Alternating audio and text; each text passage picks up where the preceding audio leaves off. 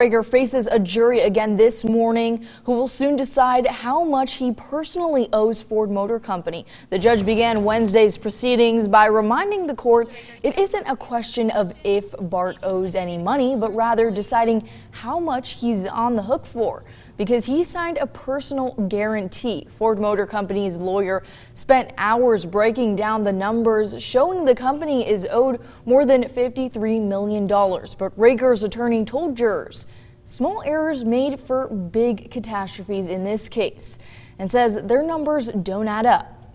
I mean, if we're going to do the math, how much money does Ford want to get out of a deal? It sounds like they want twice as much money as they claim they lost on this deal.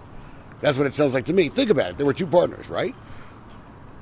Months ago, there were headlines that Dyke settled for $58 million, whatever it is. Now they say it's another $53 million. They didn't lose $112 million. And they're counting interest since they went bankrupt a year ago. Look, I appreciate we spent 7 hours today having the Ford guys do math on a calculator. I think they need to go back to their calculator. Rager's lawyers just began their cross-examination when court adjourned for the day, so we will have to wait and see what numbers they actually contest. Today, we'll bring you the latest from the courthouse. Texas A&M taking a stand against vaping, as Alabama is the latest state to report a death that could be tied to this. 17 people across the country have died so far from a vaping-related lung disease. Now Texas A&M's chancellor announcing that vaping will be banned on every inch of their campus, saying he doesn't want to take any chances on students' health.